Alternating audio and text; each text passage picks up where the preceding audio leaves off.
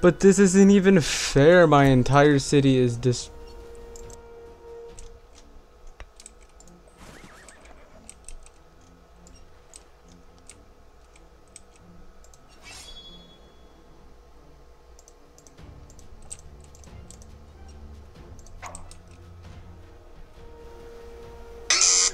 What the fuck?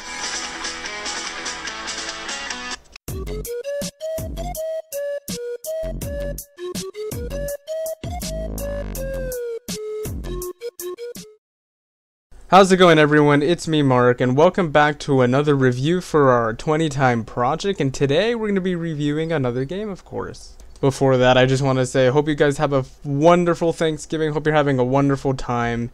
And of course, if you want to check out the game we're reviewing today, it's going to be in the description if you're on YouTube, or in the article link, or in the article if you're viewing it from that. Now today we're going to be reviewing Kingdoms and Castles, which is not really an early access game as of right now, but it is a relatively small game. You may have heard of it during the summer when it recently was blowing up in Steam, so that's what we're doing today. Now, what is Kingdoms and Castles for those of you who don't know?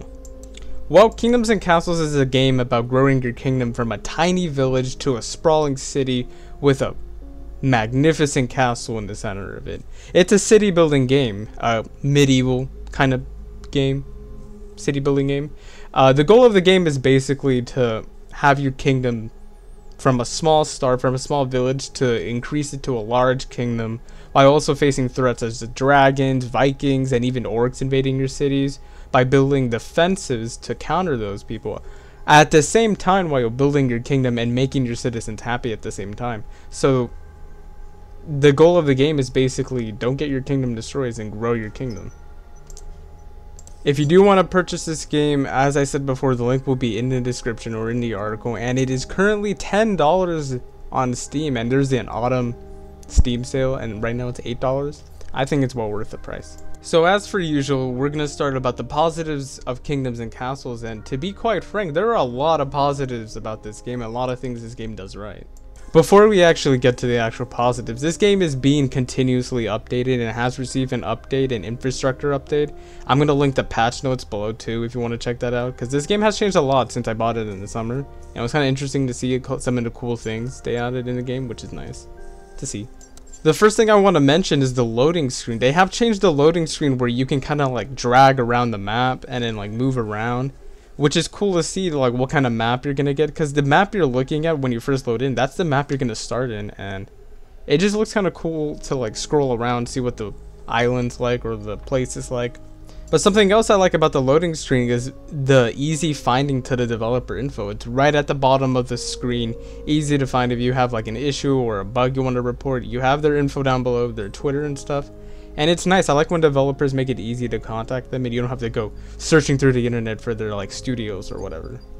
Another thing they may have added, I'm not too quite sure about this if this was there before, they added like a terrain seed generator, which is cool, because if you don't like the seed or like the map you're giving with, you can easily just click and then change the map you're on, which is cool to have, because sometimes you get some pretty crappy spawns, I'm not gonna lie, and it's nice to see like if there are other good options on there available. And even if someone from completely different part of the world has a cool map that they have, they can share out the seed number and you can type it in and play it for yourself, which is nice to have. So sort of like a Minecraft type of thing too.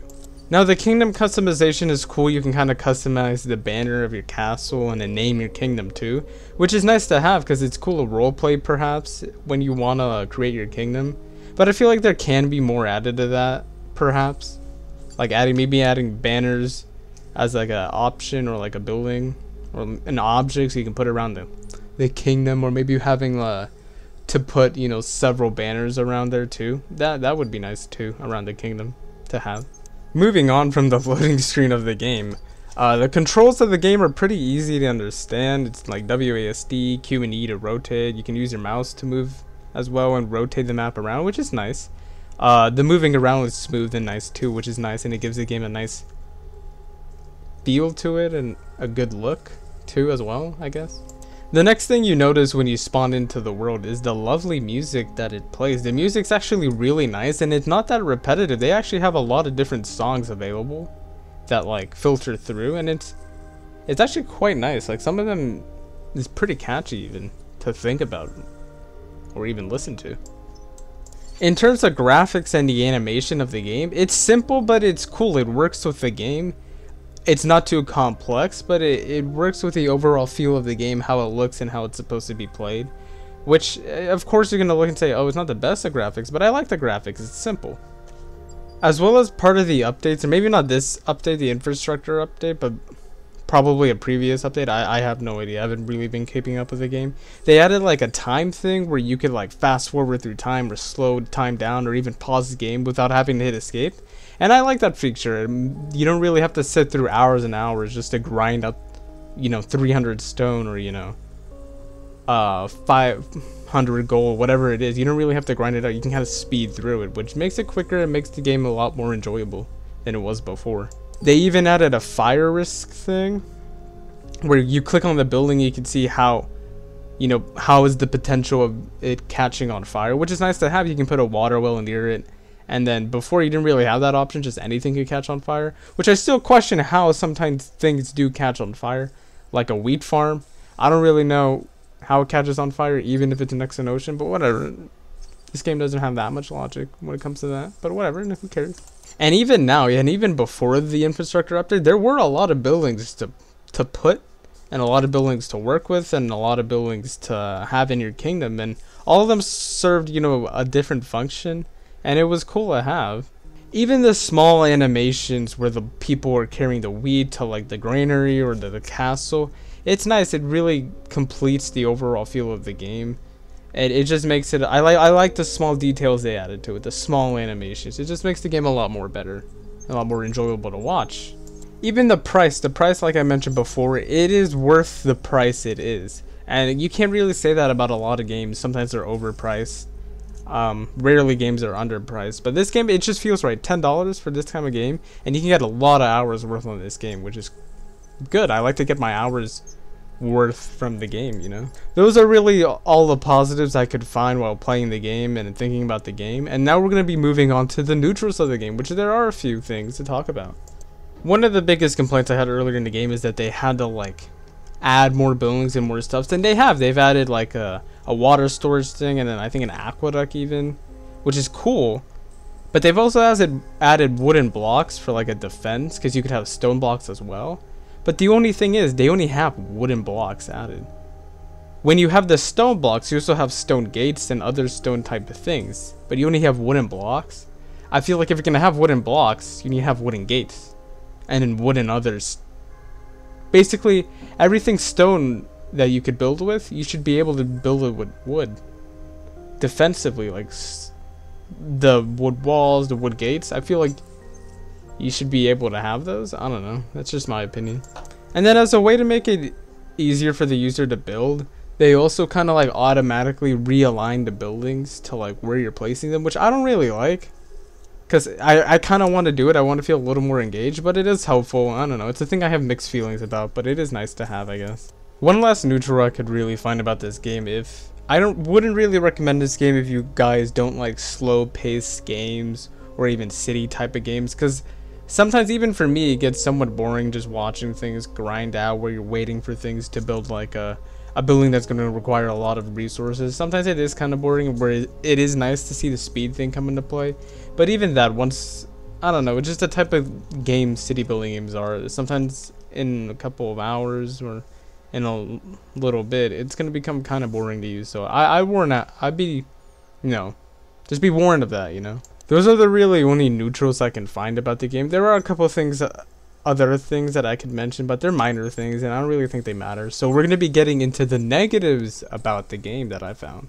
The first thing I want to mention about the game, and something that pisses me off, are the advisors in the game. It is a good idea to always have advisors and little tips to give you, but they don't really give helpful tips, and they give the same tips over and over again, and it's just super annoying. Like the agriculture advisor, every time I have low food, it tells me the same thing. Oh, the villagers are angry, they think you should have more food.